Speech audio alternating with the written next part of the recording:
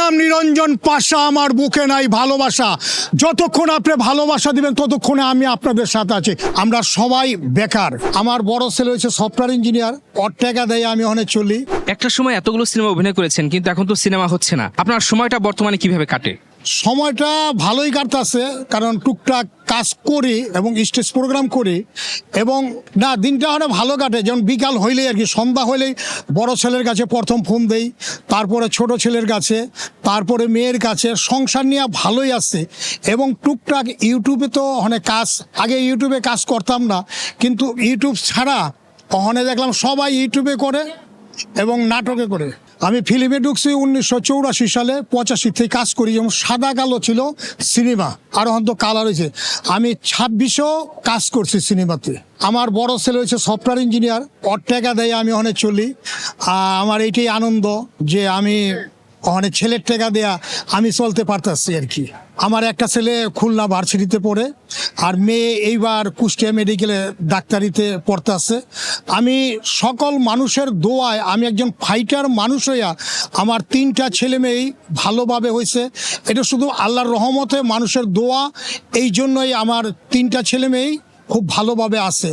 ওদের জন্য দোয়া করবেন সকলেই। একটা সময় এই যে আপনারা প্রচুর বাংলা সিনেমা অভিনয় করতেন, এখন কাজ পাচ্ছেন না, অনেকে সেই কাজ নেই, সেই সুযোগটা নেই। এটা আসলে কতটা কষ্টের? এটা একটা শিল্পীর খুব কষ্ট লাগে যে আমি একটা বলতাম যে মরার আগ পর্যন্ত আমি ছবিতে অভিনয় করে যাব, সেটা আর হচ্ছে না হন আর কি।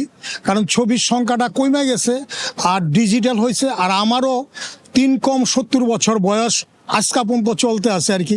জানি না উপরালায় আমার আর কতদিন দুনিয়াতে রাখবে আর কি। 70 বছরের কাছাকাছি বয়স হচ্ছে, কিন্তু একটা ছেলে 25 বছরের যে ছেলেটা হন আসছে, ওর লগে তো আমি ফাইট করে পারবো না। কারণ আমার এই জায়গাটা ছাইড়া দিতে হবে। কারণ আমার ভবিষ্যতে কি হইব, এই জায়গাটা যদি হনে না ধরে রাখতাম আগে, তাহলে আমিও এরকম মানুষের মতন কষ্ট হতো। আল্লাহ আপনাদের দোয়ায় খুব খুব ভালো রাখছে।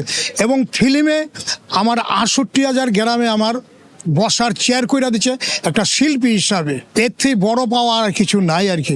সবাই আমারে চিনে দেশ বিদেশে, কিন্তু কারোর সাথে যদি কোনো ভুল করে থাকি তা আমারে মাফ করে দেবেন। এবং দর্শক বাইরে যতদিন আমি বাইচে থাকি আমার জন্য দোয়া করবেন, এবং আমার ফ্যামিলির লেগে দোয়া করবেন। সবাই আসসালামু আলাইকুম, ভালো থাকেন। শিল্পী সমিতির নির্বাচনের সময় শুধু তারকাদের দেখা যায়, অন্য সময় এফডিসি পুরা ফাঁকা। কি বলবেন? এইটা হচ্ছে কি, আমরা সবাই বেকার। আমি 92 সালে ভোটার হয়েছি, আমি অনেকবার ভোট দিচ্ছি। এইরকম জাঁকজমট কোনো সময় ছিল না, শুধু কারণ সবাই কাজে ব্যস্ত ছিল, যার যার কাজে ব্যস্ত ছিল। ইলেকশনের দিন আসলে ভোটটা দিয়ে যেত। ওখানে ম্যাক্সিমাম শিল্পী বেকার। এই বেকারের কারণে একটু মনের আনন্দে যে সব শিল্পীর সাথে দেখা হবে, মিলন মেলা হবে, তার জন্যই এখানে আসা, আর কিচ্ছু না। যদি এই নির্বাচন না হইতো তা আমিও আসতাম না, কাজ ছাড়া আমিও আসি না দাদা। এটা হলো সঠিক। নির্বাচনের লিগা সবাই জাঁকজমট, যে একের অপরের সাথে দেখা হবে, মিলন মেলা। এই জন্য একটা শিল্পী সমিতি 2 প্যানেলই একটা মানে বসার ব্যবস্থা, খাবারের ব্যবস্থা খুব ভালো একটা উদ্যোগ নিচ্ছে। এই জন্যই আশা আর কি সব শিল্পীদেরকে।